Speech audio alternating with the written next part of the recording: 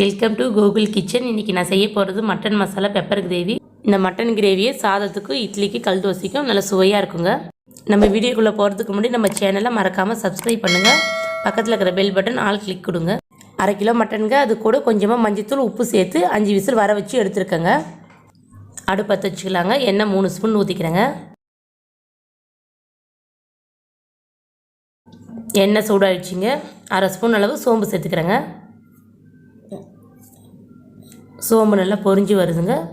20 சின்ன வெங்காயம் கட் பண்ணி வச்சுருக்கேங்க 2. அதை இப்போ சேர்த்துக்கலாங்க.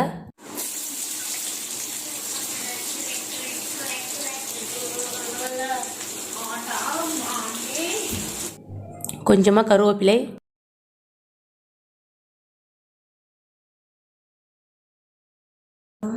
வெங்காயம் நல்லா பொன்னிறமாக வதங்கி வரட்டுங்க.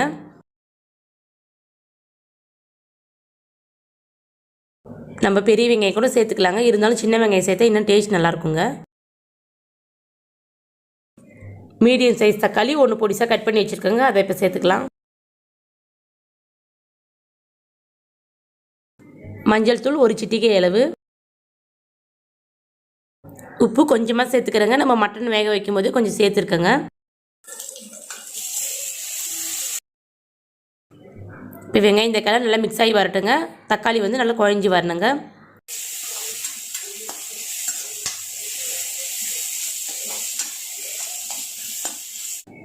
தக்காளி நல்லா வதங்கியிருக்குங்க. இஞ்சி பூண்டு பேஸ்ட்டு 2 ஸ்பூன் சேர்த்துக்கிறேங்க.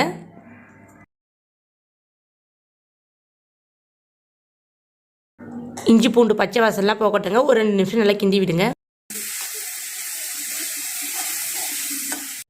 இப்போ மசாலாவை சேர்த்துக்கலாங்க.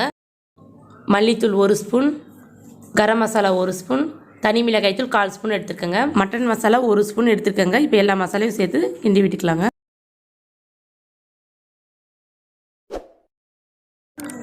மசாலா பச்சை வாசல்லாம் போகட்டுங்க. ஒரு 2 செகண்ட் நல்லா எண்ணெயில் கிளறி விடுங்க.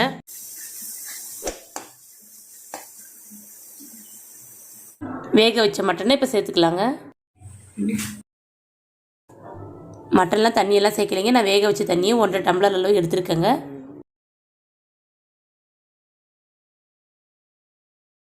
மட்டன் சேர்த்ததுக்கப்புறம் நல்லா கிளறி விடுங்க. மசாலாலாம் அது கூட மிக்ஸ் ஆகட்டும்.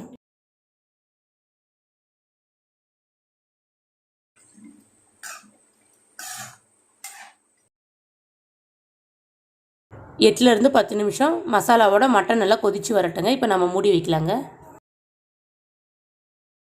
இப்போ திறந்து பார்க்கலாங்க. மசாலாவோட நல்லா கொதிச்சு கிரேவி நல்லா கெட்டியாக இருக்குங்க.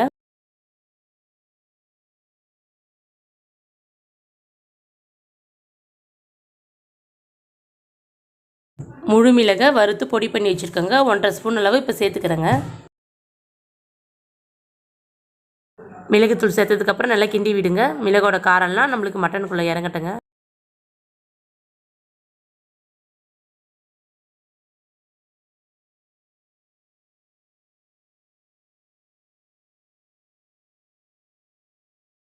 மிளகோட காரம் மட்டனுக்குள்ளே இறங்கட்டுங்க. ஒரு 5 நிமிஷம் மூடி வைக்கலாம்.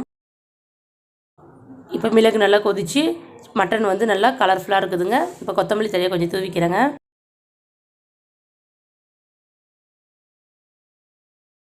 Mutton masala pepper gravy ready ஆயிடுச்சுங்க. இந்த வீடியோ உங்களுக்கு பிடித்திருந்தால் லைக் பண்ணுங்கள், ஷேர் பண்ணுங்கள், கமெண்ட் பண்ணுங்கள். மறக்காமல் சப்ஸ்கிரைப் பண்ணுங்கள். பக்கத்தில் இருக்கிற பெல் பட்டன் ஆல் கிளிக் கொடுங்க.